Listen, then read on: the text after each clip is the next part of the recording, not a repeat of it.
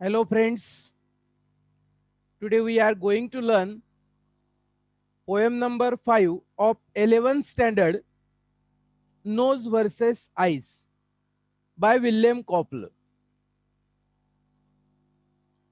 There is dispute between nose and eyes in the court. So we will see.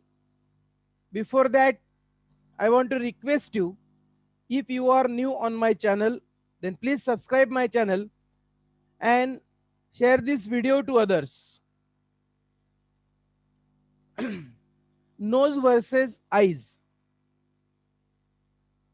by William Cowper. First of all, we will see about the poet. Poet विषयी अगोदर आपण माहिती मिळवूया.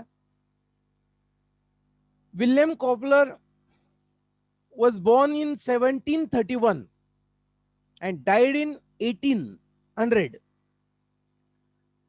William Cowper was one of the most popular 18th century English poets and composers of hymns. Hymns it is mean religious song, ज्याला आपण मराठीत भक्तिगीतं म्हणतो. His poems deal with nature and everyday life.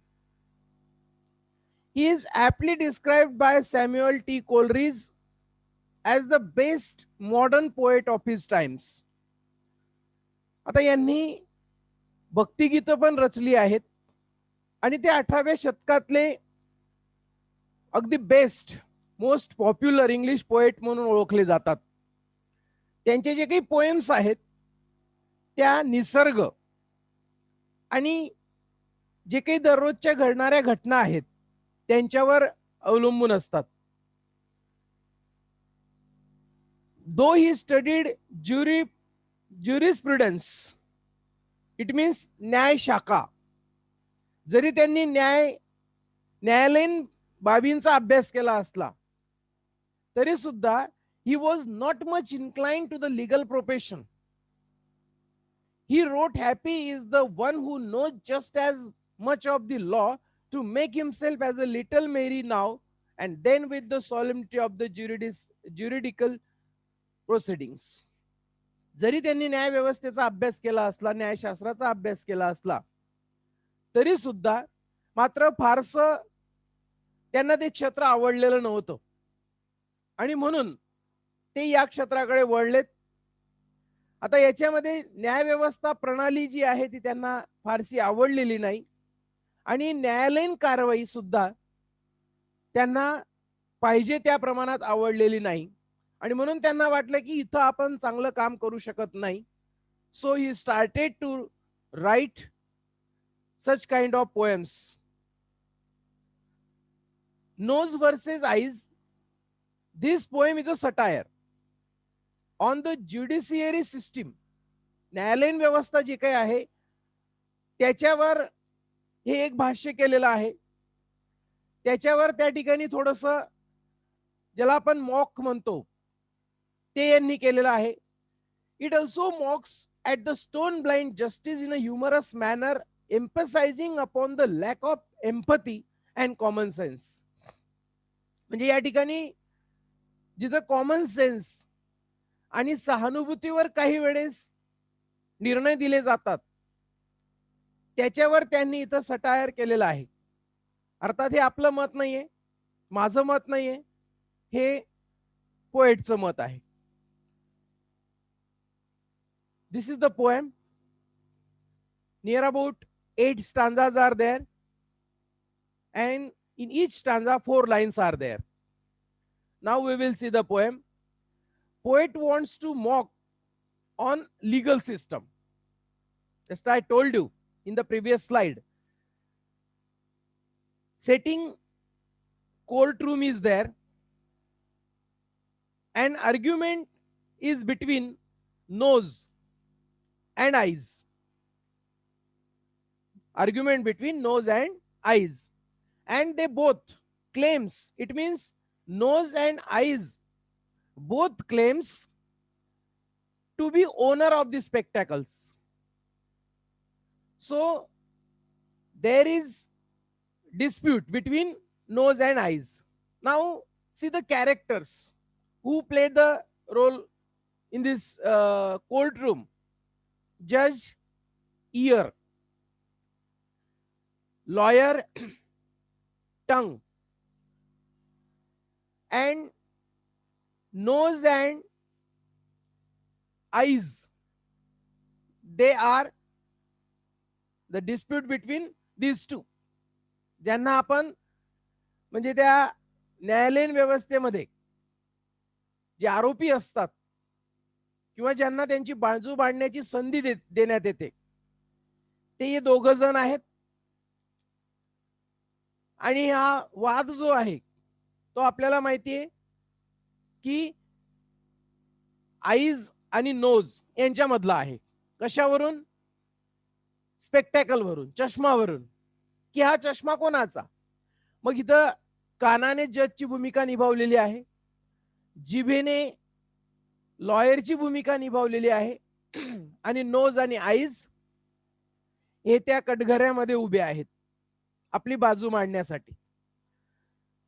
आणि मुख्यतः इथं मग हा चष्मा कोणाचा, नाकाचा की डोळ्याचा, याच्यावर त्या ठिकाणी हा वाद सुरू आहे.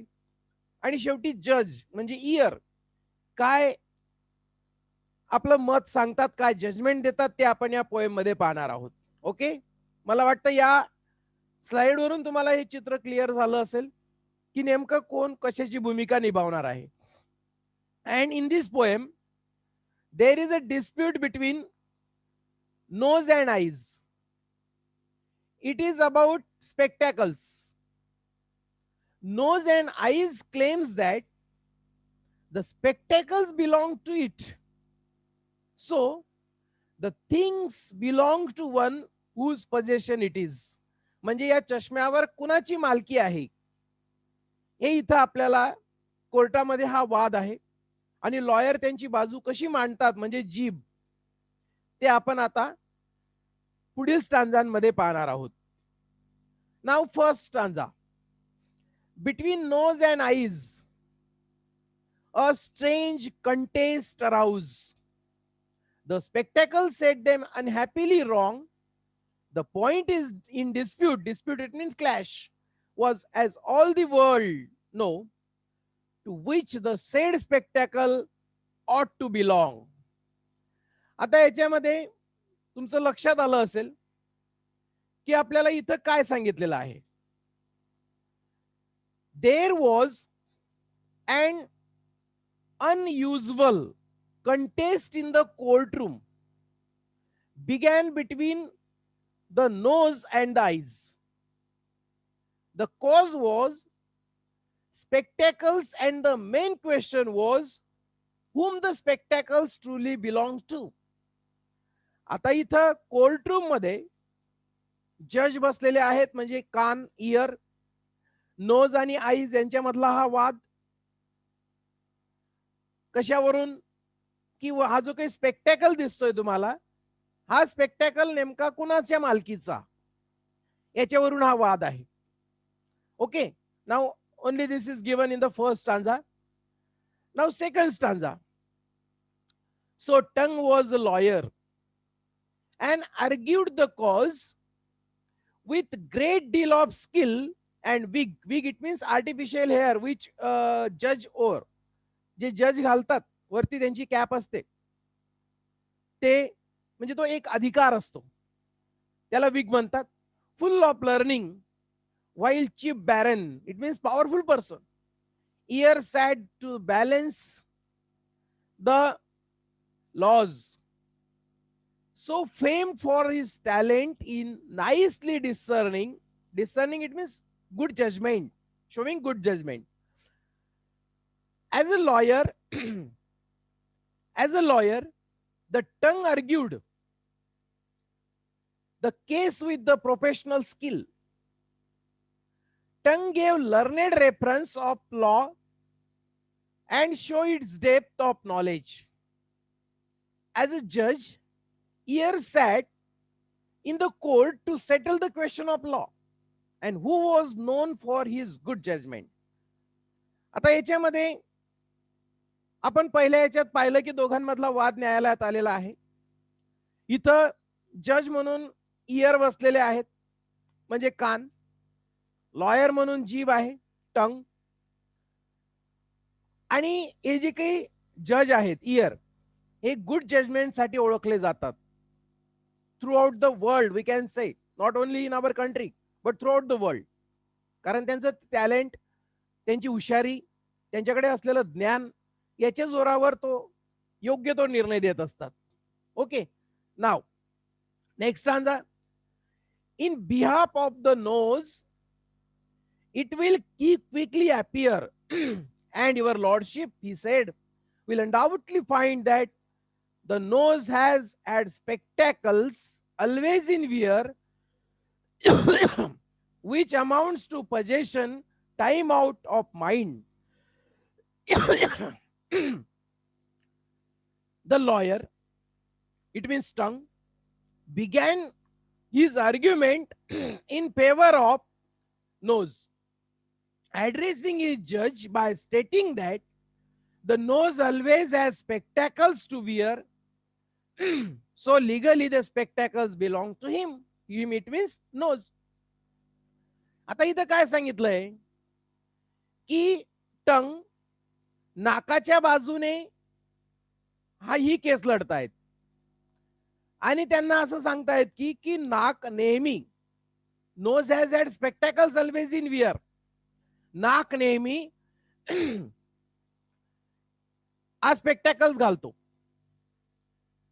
मग जर नाक नेहमी त्याच्यावर हा स्पेक्टॅकल्स ठेवत असेल, मग प्रश्न उरतच नाही की हा स्पेक्टॅकल कोणाचा.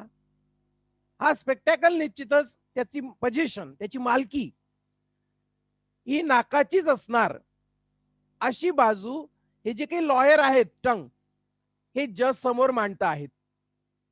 Now what happened in the next stanza? We will see. Then holding the spectacles up to the court, your lordship observes they are made with straddle as wide as the ridge of the nose is. In short, designed to sit close to it, just like a saddle. What poet want to tell us in this stanza? The lawyer, it means tongue, displaying the spectacles to the court, and the lawyer claim between is of a size that is exactly as wide as the size that exactly as wide as the ridge of the nose. See this one. So it rests on the nose as perfectly as saddle was on the horse. So spectacles belong to nose. आता याच्यामध्ये काय सांगितलंय, इथं हे वकील असं म्हणतात, वकील महाशय जजला हा त्यांचा स्पेक्टॅकल दाखवतात आणि ते त्यांची बाजू मांडताना असं म्हणतात, युअर लॉर्डशिप, हे जे काही मधला हा स्ट्रॅडल असतो तो बरोबर या नाकावर फिट होतो.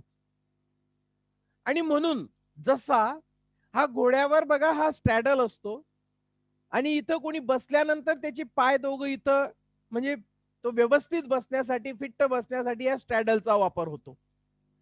त्याच पद्धतीने हा जो काही स्पेक्टॅकल आहे, याची जी काही मधला हा जो काही भाग आहे तो बरोबर या नाकाच्या याच्यामध्ये बसतो आणि म्हणूनच नाकासाठीच हा चष्मा आहे, अशी त्यांची बाजू ते ठामपणे कोर्टासमोर मांडतात. Okay, now we will see in the next stanza what is given. Again would your lordship a movement suppose it is a case that has happened and maybe again that the visas or countenance, it means face, had not a nose, pray who would or who could wear spectacles then. बघा इथं काय म्हणायचं आहे यांना, पोएटला, की महाशय जजला ते सांगतायत की समजा हा चष्मा कुठे फेसवर चढवला जातो, नाकावर चढवला जातो, पण असं इमॅजिन करा लॉर्डशिप, जर समजा चेहऱ्यावर नाकच राहिलं नसतं तर काय? It means second argument of the lawyer was made by lawyer. It means tongue, and it is every face had a nose. Okay, there never was a face without nose. आज प्रत्येक चेहऱ्यावर नाक असतं आणि असं आजपर्यंत आपण पाहिलं नाही की एखाद्या चेहऱ्यावर म्हणजे एखादा चेहरा विदाउट नोज आहे. There never face never was a face without nose. Suppose think for a moment about the case that has happened before and man happen again. This may happen again, wherein a face has not nose, then could he wear a spectacle?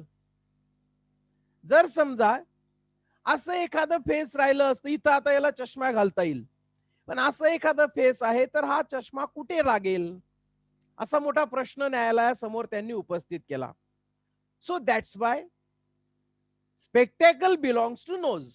This is the clear argument by the tongue. Now, next stanza. On the whole, it appears, and my argument shows, with a reasoning the court will never condemn. It means disapproval. म्हणजे इथं टंग म्हणता आहेत, वकील म्हणता आहेत की मी जे काही आर्ग्युमेंट केला आहे त्या आर्ग्युमेंटला कोर्ट सुद्धा डिसअप्रूव्ह करू शकत नाही. That the spectacles plainly were made for the nose and the nose was plainly intended for them. At last, lawyer, it means tongue, concluded that his argument clearly proves the point, and the court will not be able to disapprove of his reasoning that spectacles were plainly made for the nose and nose was made for spectacle, like made for each other. Okay, म्हणजे इथं हे एकमेकांसाठीच बनलेले आहेत. म्हणजे नाक चष्म्यासाठी आणि चष्मा नाकासाठी, made for each other. आणि म्हणून त्याच्यामध्ये असा प्रश्नच उद्भवत नाही की हा चष्मा कोणाच्या मालकीचा. हे क्लिअर होतं आणि इथं जजमेंट द्यायलाही सोपं आहे. कोर्ट सुद्धा माझा हा युक्तिवाद नाकारू शकत नाही असं ठामपणे लॉयर कोर्टला सांगता आहेत. Now next stanza. Then shifting his side as a lawyer knows how, he pleaded again in behalf of the eyes. But what were his argument? Few people know. For the court did not think they were equally wise. आता झालं, वकिलाने आपली बाजू मांडली पहिली. आता वकिलाने त्याची साईड चेंज केली आणि साईड चेंज करून आता आईच्या बाबतीतलं आर्ग्युमेंट करतायत. म्हणजे दोघांचे वकील एकच आहेत. आता काय आर्ग्युमेंट करतायत या स्टांजामध्ये? टंग म्हणजे वकील, लॉयर महाशय. The same lawyer, it means tongue, shifted his side, began to argue in favor of the eyes. The lawyer argued his best, but nobody understood. The court did not think they were as logical as the ones made for the nose. आता इथं लॉयरने एकदा आपण आतापर्यंत पाहिलं की कोणाची बाजू मांडली होती? अगोदर नाकाची बाजू मांडली. आता या स्टांजामध्ये लॉयर डोळ्यांची बाजू मांडतायत. परंतु जेव्हा त्यांनी बाजू मांडली आणि त्यांनी जे मुद्दे मांडलेत कोर्टासमोर, तेव्हा कोर्टलाही कळलं नाही. आणि and only few people come to know what is happen, what is the points, what are the points made by tongue. कोणते पॉइंट लॉयरने इथं मांडलेत हे अगदी खूप कमी लोकांना समजलं आणि जजच्याही ते लक्षात आलं नाही किंवा त्यांनाही ते व्यवस्थित समजलं नाही. ही आर्ग्युमेंट ज्या पद्धतीने टंगने नोजची बाजू मांडली तेवढी चांगल्या पद्धतीने इथं बाजू मांडता आली नाही आईची. म्हणून कोर्टलाही ते काही व्यवस्थित समजलेलं नाही, जजलाही ते काही व्यवस्थित समजलेलं नाही असं इथं म्हणत आहेत. In the last stanza, so his lordship decreed, it means to order, with a grave, solemn, it means formal tone, decisive and clear, without one if or but, that whenever the nose put his spectacles on, by daylight or candle light, eyes should be shut. मग शेवटी कोर्टाने निर्णय दिला, दोघांची बाजू ऐकून घेतली, दोघांचे वकील एकच होते, टंग. दोघं बाजू ऐकल्यानंतर lastly the judge, it means ear, gave the judgment in sad tone, without hesitation, that whenever the nose wears spectacles, eyes must remain shut at the time of the day. म्हणजे इथं आता कोर्टाने काय सांगितलं, दोघं बाजू ऐकल्यानंतर त्यांचं असं लक्षात आलं की त्यांना जेवढी स्पष्टपणे बाजू मांडता आली लॉयरला नाकाच्या बाबतीत, तेवढी स्पष्टपणे बाजू मांडता आली नाही डोळ्यांच्या बाबतीत. म्हणून इथं यांना असं म्हणायचं आहे की शेवटी अगदी सॅड टोन मध्ये, दुःखामध्ये का म्हणूया आपण, किंवा एकदम सायलेंट याच्यामध्ये जजने निर्णय दिला की काही झालं तरी मात्र या चष्म्याची मालकी ही नाकाचीच आहे, डोळ्यांची नाही. आणि म्हणून जेव्हा जेव्हा डोळे चष्मा घालेल, नाकावर का असे ना, परंतु तेव्हा उजेडात, कॅन्डल लाईट किंवा डे लाईटच्या वेळेस डोळ्यांनी बंद असलं पाहिजे आणि तेव्हाच हा चष्मा चढवावा. So this is the judgement given by the जज ear. So at last we can say that the poem is a delightful read and is appealing to the reader due to his humorous take on the realities of the legal system. जे काही legal system आपण काही वेळेस चुकीचे निर्णय ऐकतो कधी कधी, इथं आपल्याला न्यायालयाच्या प्रक्रियेवर टिप्पणी करायची नाही. जे पोएम मध्ये दिलं आहे ते फक्त इथं आपल्याला सांगायचं आहे की शेवटी इथं या पोएम मध्ये आपल्याला असं लक्षात येतं की काही ह्युमरस वेने, विनोदी भाषेमध्ये रियालिटीज ऑफ लीगल सिस्टम इथं मांडलेले आहे. So this is the judgment and mock on the judiciary system. न्यायालयीन व्यवस्थेवर हे एक मॉक केलेला आहे. So in this way this is the poem and I hope you understood the poem. निश्चितच ही पोएम तुम्हाला समजेल. कमेंट बॉक्स मध्ये आपल्या कमेंट करा आणि मात्र हा व्हिडिओ इतरांना शेअर करायला विसरू नका. थँक्यू.